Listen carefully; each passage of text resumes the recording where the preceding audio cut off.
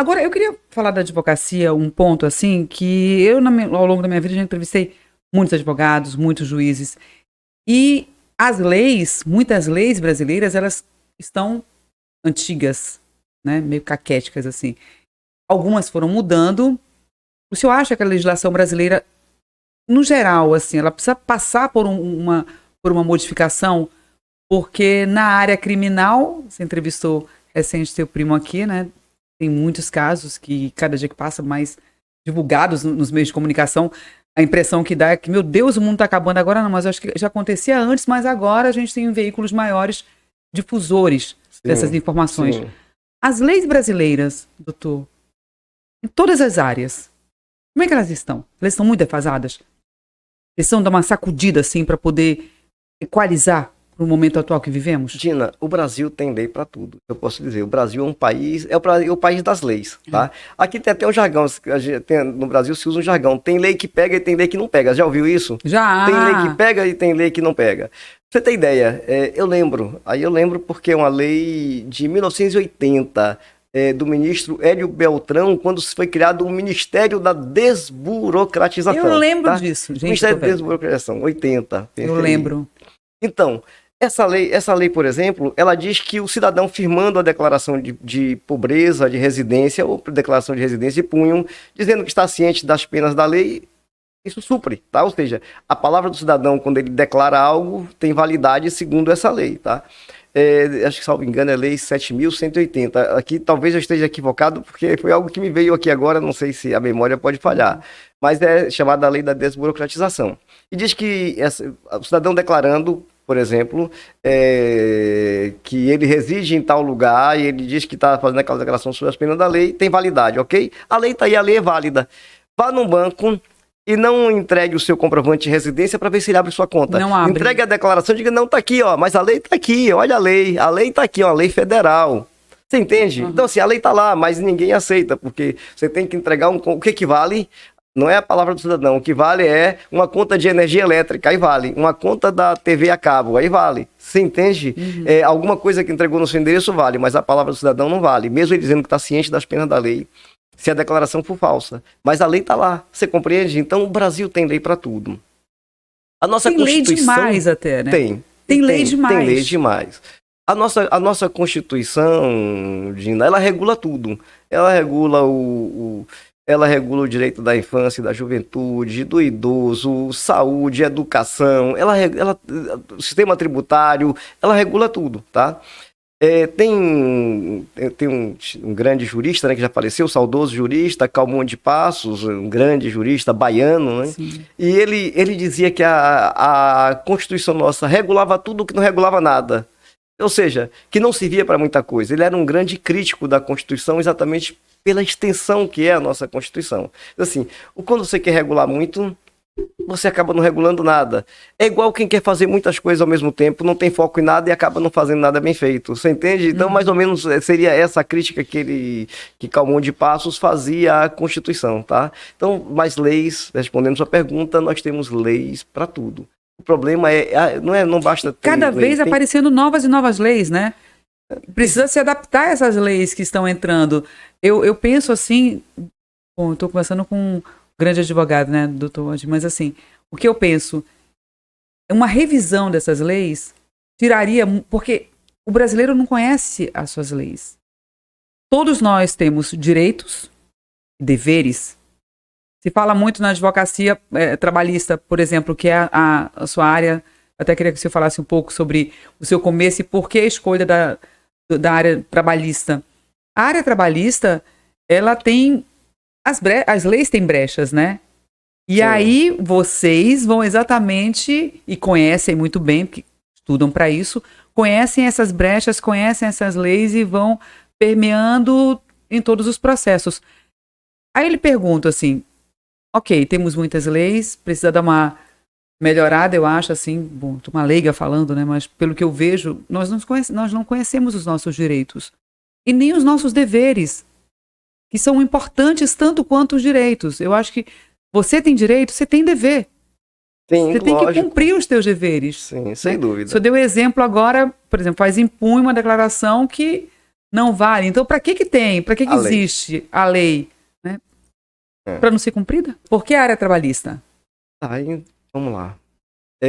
Na faculdade, quando a gente está fazendo direito, tem algumas áreas que nos despertam mais, tá? Eu me apaixonei muito por processo civil. Eu tive um grande professor de processo civil, José Orlando, já faleceu, mas foi um grande professor de processo civil. Aliás, eu tive grandes professores, né?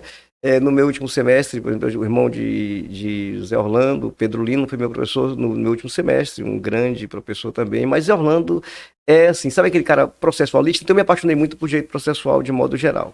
E porque o José Orlando, esse meu professor de direito processual, teve muito peso. Mas eu tive um professor também, Arnon Nonato, o cara era um grande advogado trabalhista, e ele dava aula de modo prático, sabe? Ele dava aula de modo prático. É tanto que ainda na faculdade ele ensinou de um modo tão tranquilo que eu aprendi a fazer cálculo trabalhista ali, sabe? Ainda na faculdade. E daí isso me despertou, tá? E a vida às vezes te direciona também, né? Quando eu fui para o escritório, o que tinha mais também eram causas trabalhistas. Tem muita demanda trabalhista. Então, eu comecei a ser direcionado para a área trabalhista e era uma área que eu sempre gostei. E comecei a me aprofundar, a estudar. Eu sempre gostei muito de estudar, eu sempre fui autodidata. Para não dizer que eu não tive, se você perguntar assim, e a advocacia criminal? Porque muito aluno se apaixona pela advocacia criminal. Eu tive uma experiência única na advocacia criminal. Foi uma única experiência que eu tive. Foi o seguinte, um dia eu estava no escritório, ainda com meu irmão, e aí a secretária anunciou que tinha lá uns ciganos lá fora querendo falar comigo. Querendo falar comigo não, com um advogado, né? Ele foi procurando um advogado. O escritório, cidade interior, o escritório de advocacia, às vezes eles ficam ali próximo ao fórum. O escritório nosso era próximo ao fórum. Aí veio um senhor, um cigano, ele disse que o filho dele havia sido preso porque havia emprestado dinheiro a juros a um comerciante que não pagou. O que foi que o filho dele fez? Pegou a caminhonete dele, parou na porta da loja, pegou as mercadorias e levou embora. E aí foi preso, né? E aí eu falei, caramba, eu não tenho experiência na área criminal, o que eu vou fazer? Mas eu dei um preço, né? Aí eu dei um preço, quando você não quer pegar, você dá um preço absurdo, Alto. né? Alto, né? Eu dei um preço e para quem tá começando, então... Aí o velho falou assim, tá fechado, agora você precisa soltar meu filho. Aí eu falei, caramba. E agora? E agora? O que eu faço? Aí lá vai eu pra delegacia. Deus sempre ajuda, né? Quando eu chego lá, o delegado era uma pessoa boníssima. Era um delegado que eu gostava muito, tinha uma certa afinidade. Aí expliquei o caso pra ele. E assim, e tem um detalhe, viu? É que aí, quando chegou na delegacia, devia ter uns 20 ciganos. Eles foram em comboio pra delegacia, tá? Eles foram em comboio. Você não ficou pensando assim, meu Deus do céu, se eu não soltar esse homem, tem tanto cigano aqui atrás de mim. Falei, tô ferrado. Tô ferrado. Pois é. Aí... Brincar com cigano não é coisa boa não, viu? Mas eles são muito unidos. São muito unidos, os ciganos são muito unidos. São muito unidos, de verdade. Aí, veja... eu contei a história para o delegado, o delegado apurou a situação, a mercadoria já tinha sido devolvida ao lojista. Ele disse, fazer o seguinte, Habib, ele me chama de Habib, faz o seguinte, Habib, tá resolvido, certo? Eu faço o seguinte, eu vou mandar liberar seu cliente, pode levar ele.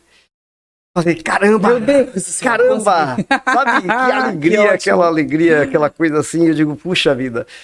Pronto, aí eu saí, eu digo, e agora, será que vai me pagar?